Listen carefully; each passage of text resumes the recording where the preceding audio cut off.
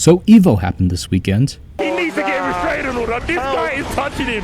Way too much. This is a crime! Do backdash, jump, do something, yes!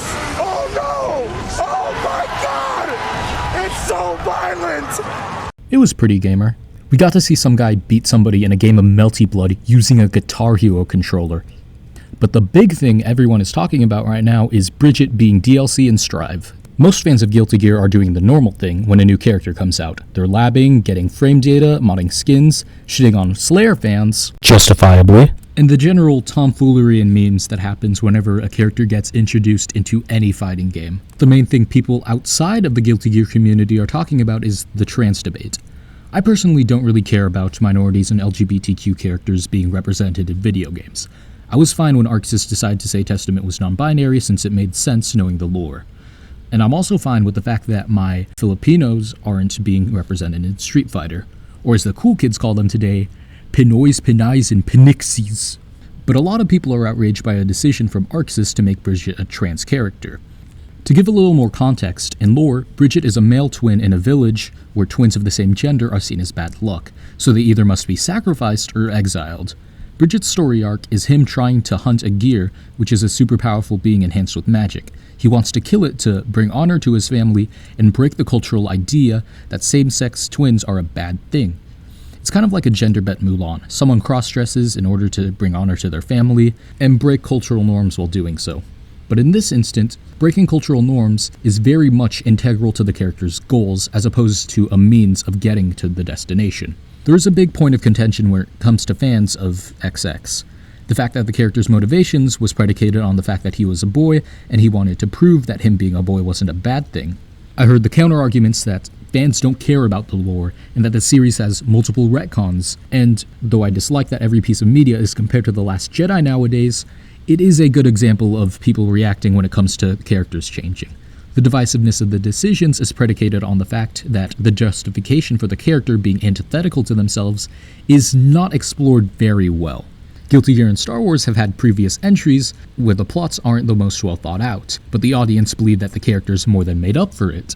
It doesn't matter that much to a lot of Guilty Gear fans that a past version of Soul is killed off and a current version of Soul is still existing because it's within his character to not care about his past self being killed.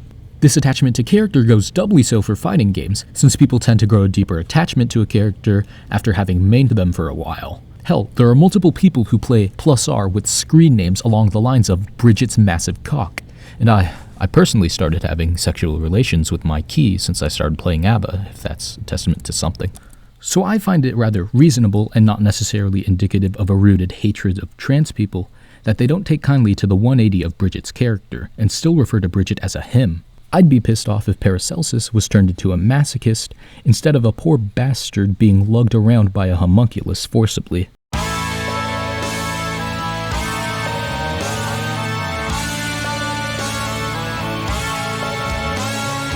Though earlier I said that lore doesn't really matter as much as the character themselves, the character arc in the arcade mode is very weird in its own context.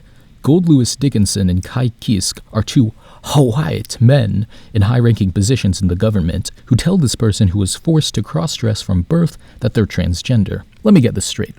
Pro-trans people are praising a character who is trans, and the reason for being trans is a combination of cultural pressures putting this character under the threat of being killed or exiled, and white men in power telling them exactly what to do. Let's turn into real douchebag media analysts here. I'm talking wisecrack levels. Gold Lewis Dickinson's name can be broken up into two parts. Dickinson, which is an English name like John, and Gold Lewis, which is a name reminiscent of currency or money. So if you put these two together, you get John Money! John Money is real and Guilty Gear.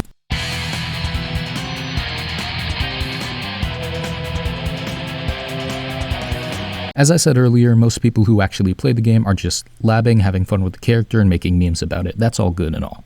Problems arise when you take into account that a good portion of the people in this discourse on both sides haven't touched any version of XX or even Strive. I'm not saying that they can't contribute at all, but people going around shouting transphobia on Twitter when people don't like Arxis' decision, since they like Bridget's character how it was originally, they genuinely do not care about the franchise.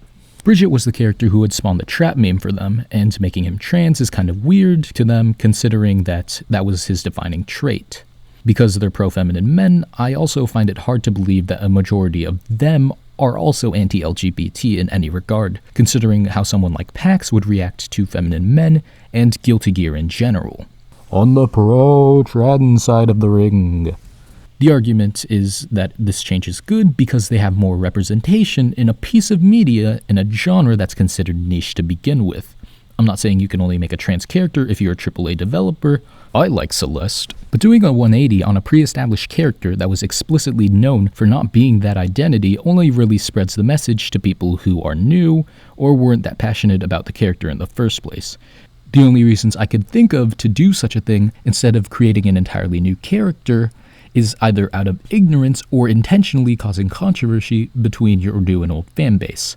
Regardless at what Daisuke is attempting here, both perspectives of the argument from outsiders are not really solid ground, and Guilty Gear is coming home to very toxic discourse that is beyond just the regular community.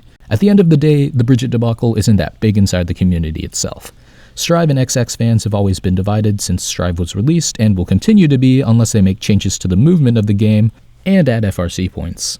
The root of the problem is people being quick to draw a label on somebody without seeing the other side of the argument, but the publicization of the situation is a tumor that is going to consume the community. Honestly, that's the most frustrating part to me. 90% of y'all are fucking posers. I didn't give a shit that the new character in Street Fighter is a black girl. I'm more excited for Neko Arc since I like Melty Blood more than Street Fighter. But then you have people writing articles saying that there are no black characters in Street Fighter. Yeah, you're definitely the biggest Street Fighter fan. What's Balrog's super input again?